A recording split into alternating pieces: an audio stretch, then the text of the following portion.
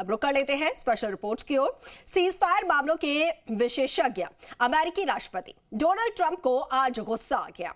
गुस्सा भी ऐसा वैसा नहीं, बल्कि वो गाली गलौज पर उतर आए कि मीडिया के सामने ईरान और इजराइल को गाली देने लगे। अब सवाल यह है कि जो डोनाल्ड ट्रंप सीज फायर का ट्वीट करके सोए थे, सुबह उठते ही उनकी जुबान पर गाली क्यों आ गई? चलिए दिखाते हैं इस रिपोर्ट में।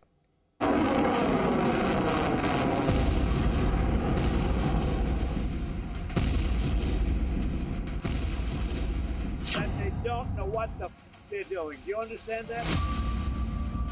ये दुनिया के सबसे ताकतवर मुल्क का गालीबाज राष्ट्रपति है। जानते हैं इनके मुंह से ये फूल क्यों बरस रहे हैं?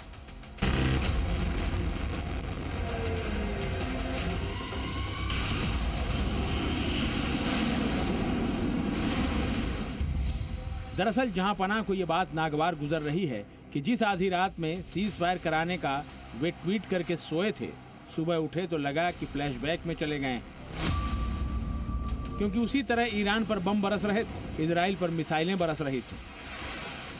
बस फिर क्या था? मीडिया ने पूछ लिया सवाल कि आप जो सीना फुलाकर युद्ध विराम का दावा कर रहे थे, जनाब फिर मिसाइलें कैसे चल रही हैं? तो भड़क गए अमेरिका के राष्ट्रपति और गाली गलौज पर उतर आए। We basically have two countries that have been fighting so long and so hard that they don't know what they're doing. Do you understand that? दरअसल डोनाल्ड ट्रंप को ये गुस्सा ईरान और इजराइल पर कम और खुद पर ज्यादा आ रहा है, क्योंकि मिडिल ईस्ट में जिस शर्मनाक तरीके से युद्ध विराम हुआ है ना, दुनिया भर के एक्सपर्ट बस यही दावा कर रहे हैं कि इस युद्ध में सबसे ज्यादा अमेरिका ही हारा है। अब क्या क्या हारा है ये भी जान लीजिए।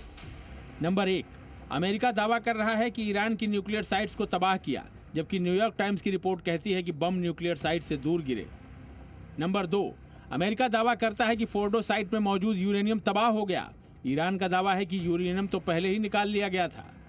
नंबर 3, इजराइल अमेरिका ईरान में रिजीम चेंज करना चाहते थे, मगर सीज फायर खामेनेई के साथ ही करना पड़ा। नंबर 4, जिस F-35 फाइटर जेट को अमेरिका अजेय मानता था, ईरान का दावा है कि युद्ध में 10 से ज्यादा F-35 मार गिराए गए। और सबसे अहम नंबर 5, मिलिट्री बेस बनाकर अमेरिका अरब देशों को सुरक्षा देने का दावा करता था, मगर ईरान ने कतर में अमेरिकी मिलिट्री बेस पर ही हमला कर दिया।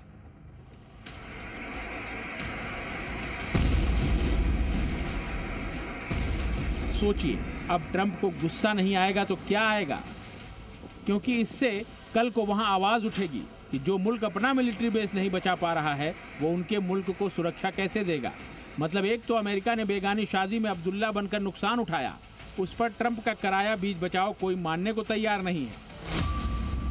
दोस्तों, अमेरिकी सदर बड़े नाखुश हैं और कहते हैं कि ये मेरी बात नहीं मानते, इनकी मैं तबीयत ठीक कर लेता हूँ।